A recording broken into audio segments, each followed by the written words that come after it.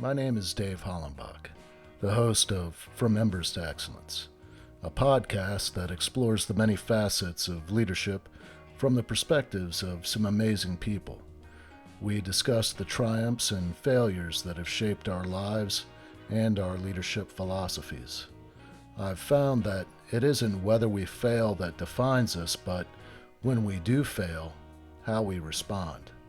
Leaders dust off the ashes and use their failures as fuel to work harder and as lessons to come back wiser and stronger, more resilient, more determined, and more committed to excellence. Today I'm speaking with Limor Bergman Gross. She is a mentor for women in tech, has spent over 20 years in like software engineering.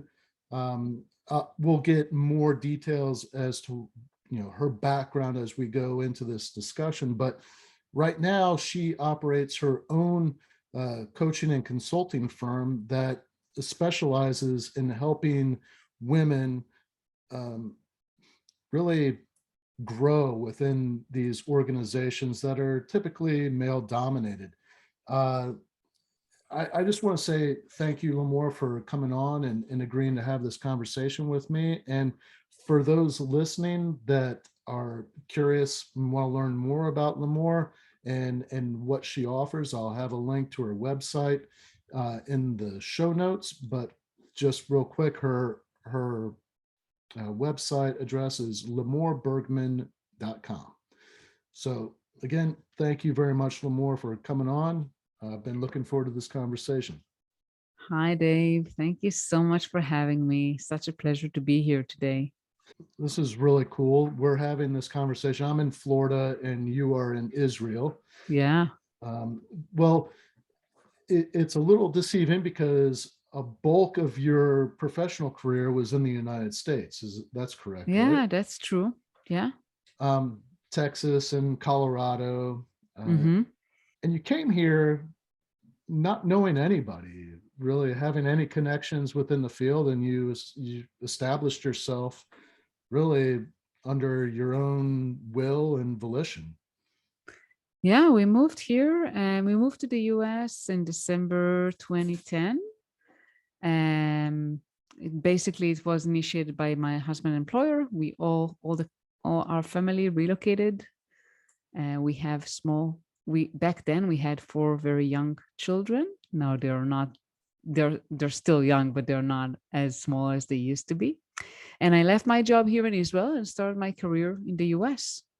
Before we dig into your professional career, I kind of want to get a sense of your background. And I would imagine you were born and raised in Israel.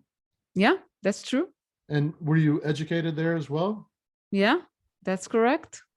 Well, can you tell me a little bit about your life growing up? What that was like, and maybe some of your early influences?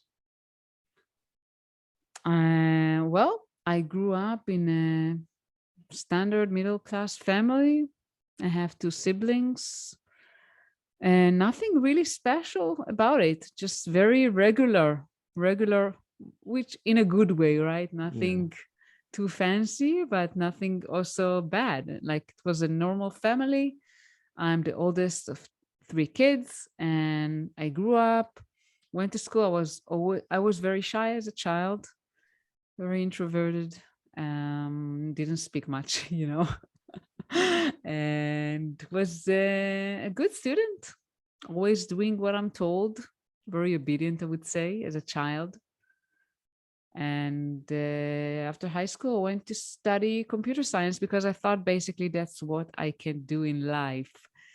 I think the high school system back then was really tagging you whether you're more into science or more into liberal arts or humanities and stuff like that. So, because I was good at math and physics and chemistry, I guess I was tagged as, good in science. And being tagged as such, I went to study computer science. Is it true that everybody in Israel is required to serve within the Israeli armed forces for a certain period of time? That's correct. Women serve usually 2 years and men three. There are some exceptions if there are medical conditions. For example, my daughter, my oldest, she has unfortunately an autoimmune disease. So she was discharged. She even wanted to volunteer, but she couldn't because of her medical condition. But yes, typically, yes, that's correct. And just to clarify, not all women just go to combat units. Actually, it becomes more of a norm than it used to be when I went to the military. When I went to the military, it was not very, actually, women did not serve in combat units, but nowadays it's very common. And it's becoming more and more common for women to do, if they choose to serve exactly as men do. Now, did you go into the military before or after you went to university? Before, usually you go to the military just right after high school. So you did 2 years. And what did you do in the military?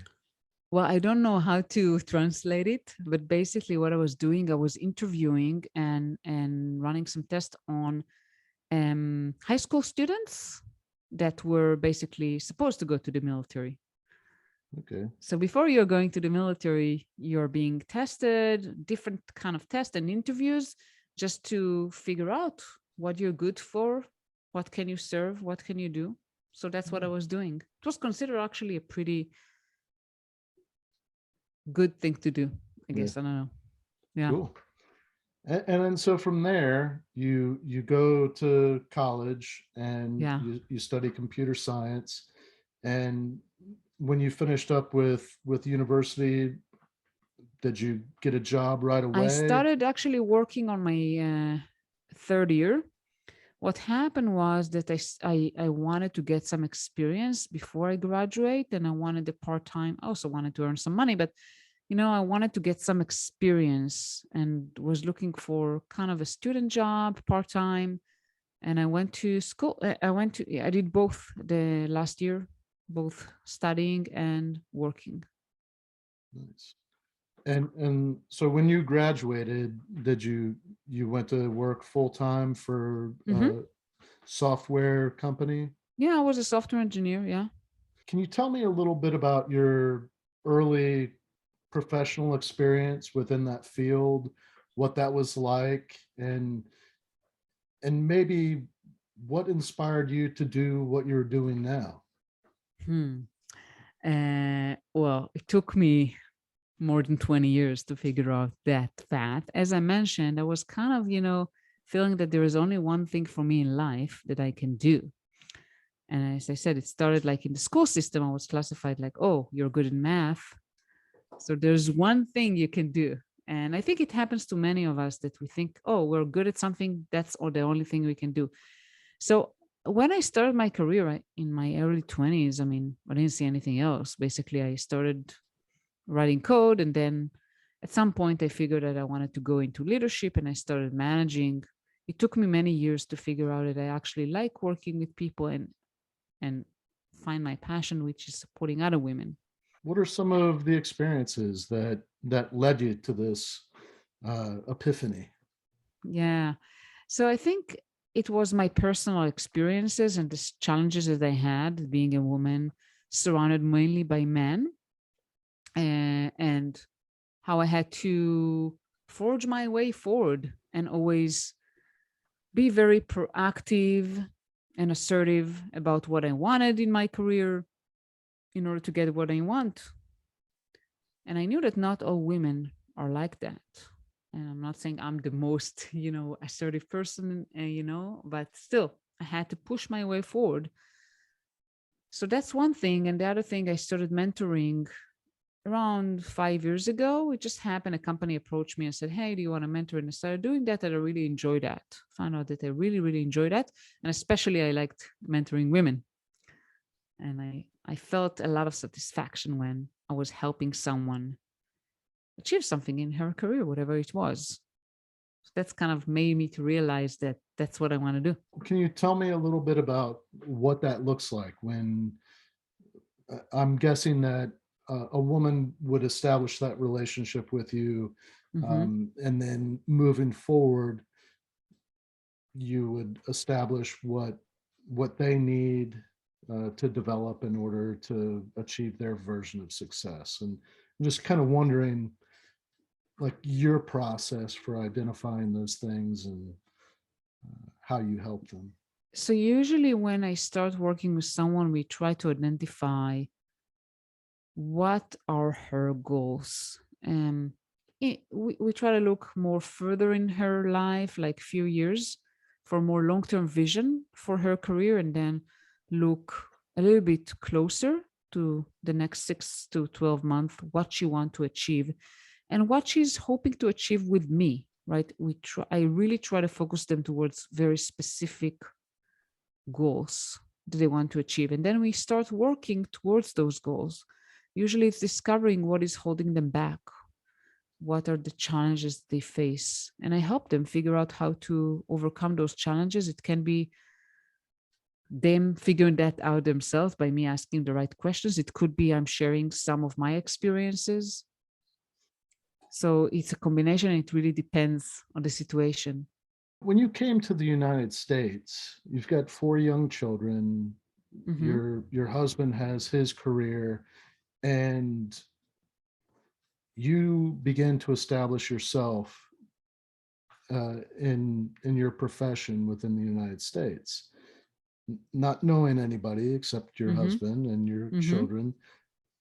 Can you can you talk a little bit about that and maybe some of the challenges you faced during that time? Yeah, first of all, I was very insecure. I wasn't even sure I'm going to find a job, let alone, I wanted to find a job as a manager because that's what I was doing in Israel before we moved. So I started looking and started applying for jobs. It was a complete disaster from my perspective because no one answered me. And I felt really, really bad. Felt really bad. I was stressed out because I wanted to work. We needed also the money. All the kids went to private schools and daycares and all that was very expensive. And then I realized that I need to start networking. I need to start doing things differently. So first of all, I started networking. Back then, it was 2010. So I was reaching out to recruiters locally in Denver and asking them to meet for coffee, starting to get to know people, right? To network with the right kind of people that could potentially help me. And when I found a job that I liked, I was trying to reach out to those recruiters and check if they're connected to someone and if they can help me. I didn't assume that they will just reach out to me because a lot of people say, "Oh, I'll find a recruiter and they will do all the job for me." And I didn't assume that. I assumed that I have to do the legwork and they can just help open the door for me. And that eventually what happened in the first job that I found. I also started working heavily on my LinkedIn profile and looking for information online, how to build a profile, what to do, what to write, and all that. So I spent hours and hours and hours reading and listening to webinars and everything I could get my hands on to build a good professional LinkedIn profile, also to start networking. So the first job I found through a recruiter. Basically, I found a job myself, and then I found one of those recruiters that I met for coffee, basically opened the door for me. He liked me just because I was friendly, and it's enough that you meet someone once for coffee that they and people usually like to help. So that was the first job. And then since then, because I was working constantly on my LinkedIn profile, jobs just started to find me. I didn't have to do anything. I just Wow, started being contacted constantly. wow, that's pretty cool. Yeah. So I'm guessing that you help other women work on their LinkedIn profile. Yeah. Yeah. There's a woman I helped. We even just started working on her profile. She's in tech, she's in, software development, and she did a few changes, didn't really invest much. And she started getting a flood of requests. Wow. And now she's interviewing. I mean, that's incredible. Is there like an algorithm that you use, or uh, I what are? don't use any algorithm. What I do is first, as I said, I help focus those women on what they actually want first. And then we look for jobs that they would like to do, you know. and we look at what keywords those jobs are using, what are they look for, basically. We do like a market research, I would say. Hmm. Look for jobs, see what they're looking, what kind of sentences they use in the job descriptions, what kind of people are they, what kind of qualities they are looking for. And then we ask, okay, what of those do you have already? And then we start morphing the profile basically to reflect what those companies are looking for. Because you want to present yourself the way companies want you to. Yeah. Again, not lying or anything, only the truth, but in the lens of the hiring manager. So it takes a little initiative or a professional coach that I kind think of, it takes really changing the way we think of things. And this is, by the way, on many aspects. I help people with presentation skills and many, many things. We tend to think about ourselves. What do we want? What do we have? Instead of thinking of the other side. hmm.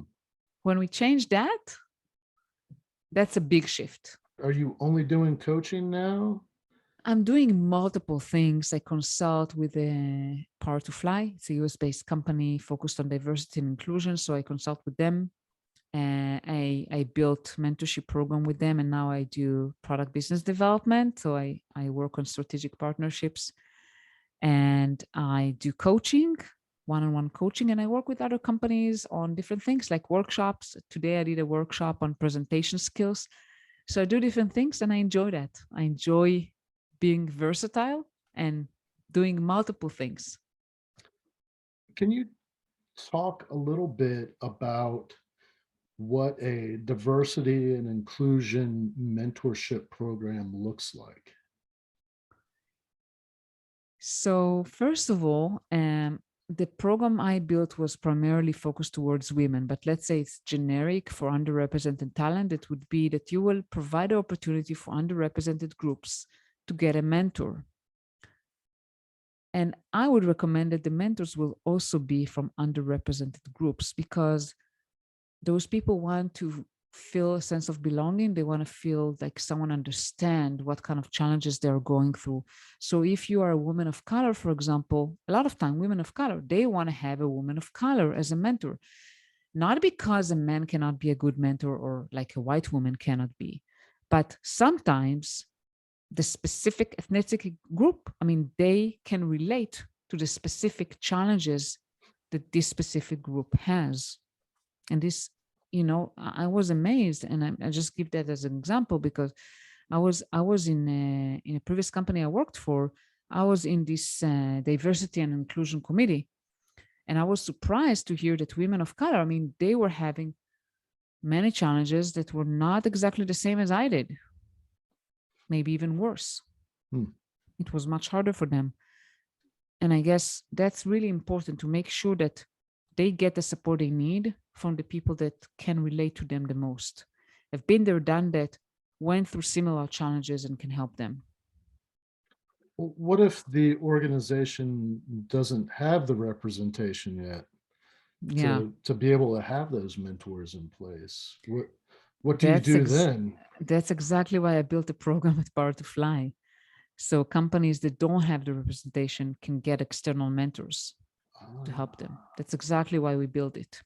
So companies can build internal mentorship program, which is great, but they can also rely on external mentorship programs like PowerToFly to get an external mentor. And there are multiple benefits to that, not just that you don't have necessarily the mentor from the same background, but also you get an external perspective. A lot of time people from the same company, especially if people work there for a while, they have sometimes some limited way of thinking. They think the same, they think alike, right? Because they're in the same organization with the same values, with the same mentality. And having someone external doesn't know what they're, doesn't understand the company values, that doesn't come from there, can bring a lot of good things, can bring a different way of thinking. and really, that's what you're looking for when you're trying to create that diversity. Yeah. It, it's interesting that you know I've experienced some organizations where they're they're kind of set in their ways. There's that, I don't know, a lot of their skills, they're siloed, and they continue to operate doing the same things the same ways. And there could be a lot of better ways of doing things, better equipment, software, whatever, better tools available, but they've always used this and that's what they know. So why change? It takes some fresh eyes. There's a lot of organizations out there that could stand to, you know, bring on board some fresh talent, fresh eyes, fresh perspective. Um, yeah, that diversity brings with it. Yeah, and as you mentioned, I mean, if you don't open up and you don't move forward, then it means that you move backwards. I used to do this workshop, and just a segment of the workshop, I talk about that, where if you're not growing, if you're not trying every day to grow just a little bit, um, you end up in this stagnant state. Hmm. And if you are in that stagnant state too long, you start to deteriorate, you start to decay. And before you know it, that is the norm. And nobody nobody gets better from that, you know. Yeah, completely agree with you. Unfortunately, it happens a lot to people who are stuck in the same place, in a comfort zone, in the same place for too long. It's really difficult for them to change. What is your experience with organizations like that? Like, how do you help them climb out of that hole? I think organizations that even consider hiring someone external are already understand that there is a problem, right? And it only takes one or two people that are open and are willing to listen.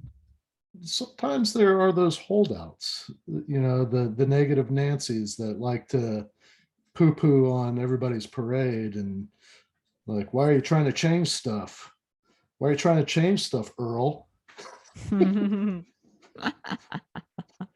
For those people out there that are in one of these organizations, like how could they get the ball rolling towards that change? Do you have any advice for them? Yeah, I mean, if they want to change, first of all, they have to change themselves. I mean, I think that it starts with personal example, with being a role model, and then just showing possibilities. I think people can be rejecting to change when they feel they don't have control. Hmm. So a lot of times, and this is a strategy that I used a lot when I want to influence any kind of influence, it's showing several options and trying to give the options really as they are with facts, not involving emotions too much, right? Not emotional, and showing different options and really allowing the other person to digest that information and to feel like they are part of the decision. Hmm. It doesn't work all the time. Yeah, If people are set in their ways, sometimes there's so much you can do. right. But at least, if you allow people to feel like they have some control, or sometimes, when you want to influence someone, and even if you brought some ideas, but you let them feel like they actually, it's a lot of times it's hard because we have our ego and all that. But sometimes if you put your ego aside and you let the other person kind of get the information and let them feel like they actually part of that, like they made a decision, maybe even like it was their ideas, they are much more open than if you tell them, oh, you're wrong, we need to do that. I talk about the importance of having more women in leadership positions within male dominated organizations. And I lay out several reasons, all based in fact and research. But I'm interested from, hearing from your perspective, what are some of the highlights of benefits that come with bringing more women into male dominated organizations and having that growth and the diversity and inclusion so that you have more women in leadership positions? Because I would imagine that when you took on the leadership role managing some teams, it wasn't like all of the team managers were women. No, there are some, because I had a very good manager that really cared. There are some, definitely. Yeah, but I worked in many organizations that I was the only woman, and I had to face that. That's okay. I mean, it's not that I didn't feel like anyone was against me or anything like that. I always come with a positive attitude. And yes, there are some better managers than others. But to your question about having more women leaders, and in general, I think having a diverse leadership team is very important. First of all, you get diverse opinions. Right. Diverse opinions is a good thing, Right. because that really the thing that prevents stagnation. Yeah. A lot of opinions, a lot of options to the table. Women brings different kind of leadership. They have less ego. They're very compassionate typically, and they care about people that work for them. And I'm not saying that men are not, but it's very, very high level generalizing, right? Because we're all different. Every person is different. But in general, I noticed that men are driven more by ego and competitiveness. They're very competitive, and women are less so. They're more rational, and they put the ego aside and more care about the bottom line and the team. And again, it's very general. I don't want anyone to think like men are not compassionate, that that are all egomaniacs.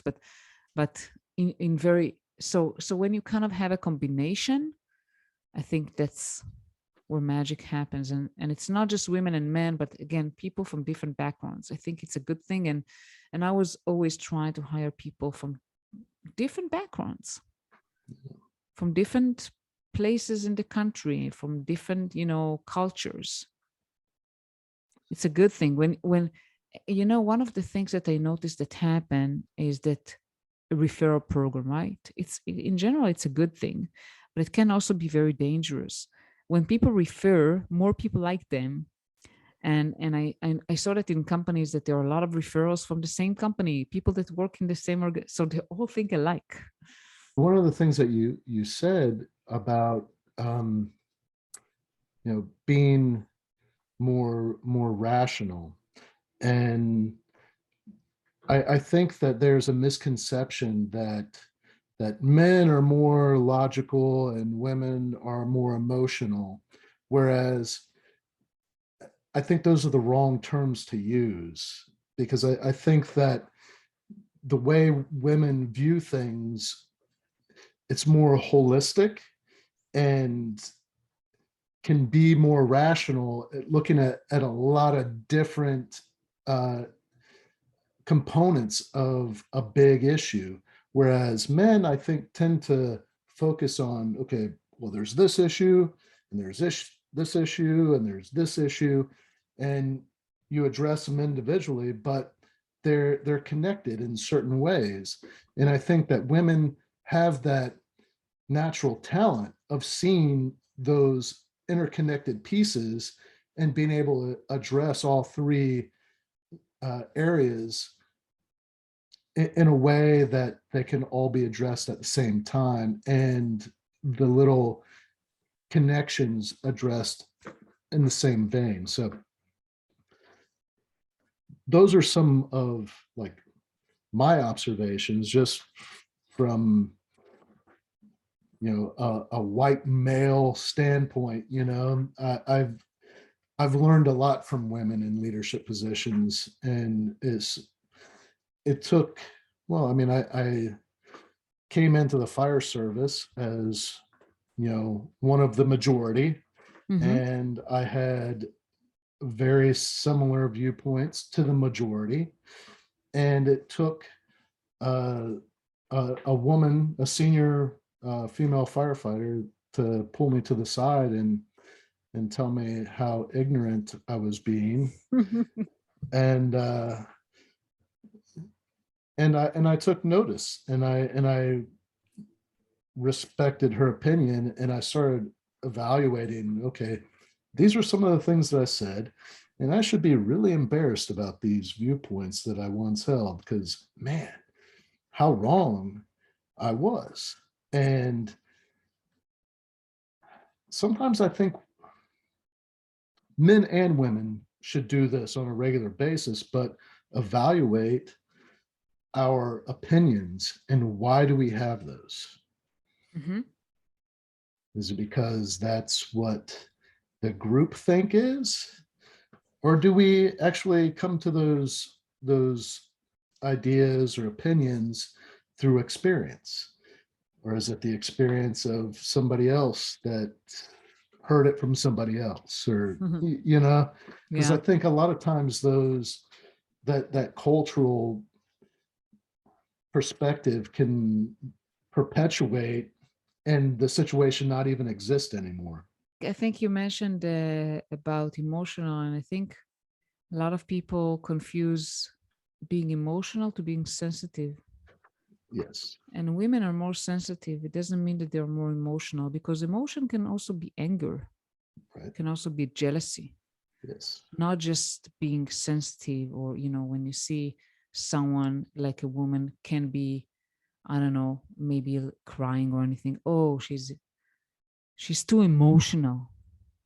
Well, and then if you think about the egos involved with competitive culture, where you want to talk about feelings getting hurt.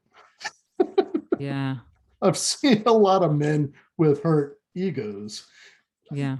You know, uh, shoot, I've had a hurt ego plenty of times, so I'm not uh, I'm not immune from that. But I, I think what is really important, one of the things that I've worked very hard on with people that I've coached and mentored is the emotional intelligence aspect of Yeah. leadership. Um, there has to be a level of self-awareness and Mm-hmm. being able to empathize with the people that you're leading. Absolutely. What are some lessons that you've learned through working with people from different backgrounds? Lessons that it's hard to look back and go, man, I wish I had known that then, because we learn along the way. You can't know everything in the beginning, but some valuable lessons that you like to pass on, Mm-hmm. some that you learned personally. Yeah, I think that working with different people, assume less, because we make a lot of assumptions, even in our subconscious, that we don't think about. We make a lot of assumptions. So less assumptions, and more curiosity. Be more curious to understand where people are coming from, what are their challenges.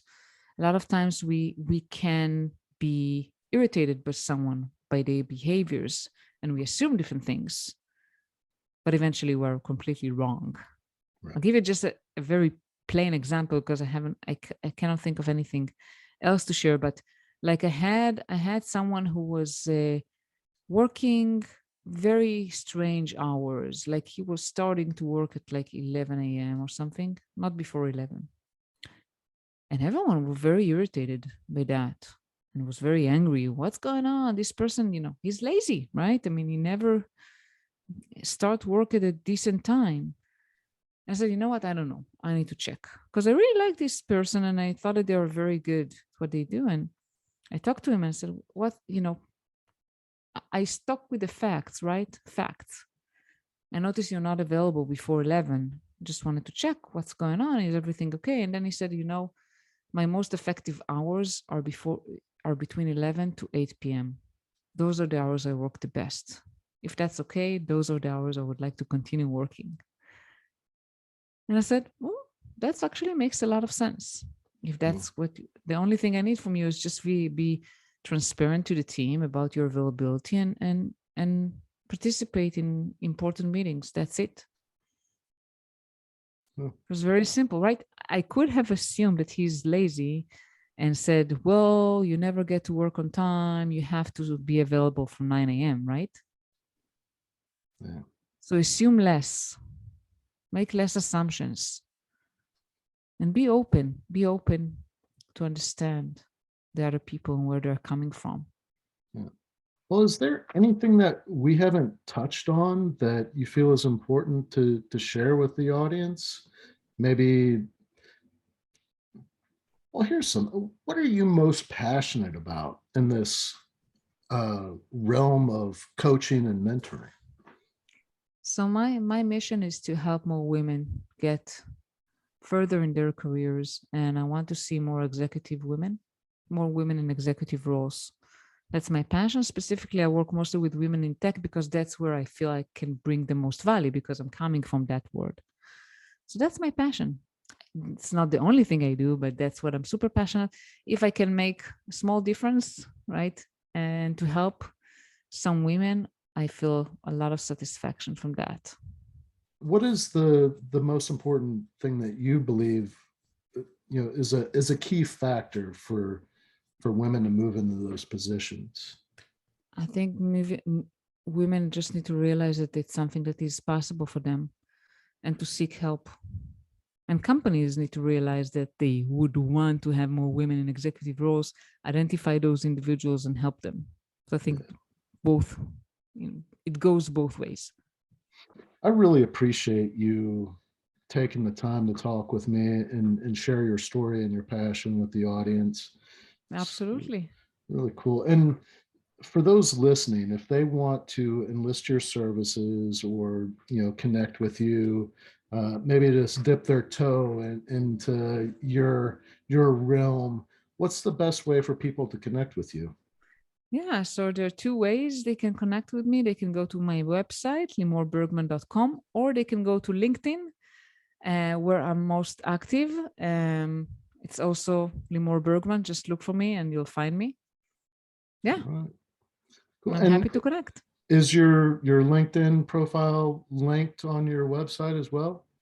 Yeah, absolutely. Well, I will have a link to your website in the show notes. And yeah, I would encourage everybody listening, if you've got an interest in this, please reach out to Limor. She has seen great successes and helped others uh, realize some great successes. So please reach out. Thank you so much, Dave. It's been a pleasure to be here today. Likewise, thank you. Thank you for listening to this episode of From Embers to Excellence. Please like and subscribe to my YouTube channel. Follow me on your favorite podcast platform and visit hollenbachleadership.com for additional content. My goal is and always will be to add value to as many people as possible. So if I can be of any assistance to you or someone you know, please connect with me via email or on one of my social media accounts, linked on the homepage of my website. Remember, our failures don't define us unless we let them, and the only true measure of a leader is the success of their team.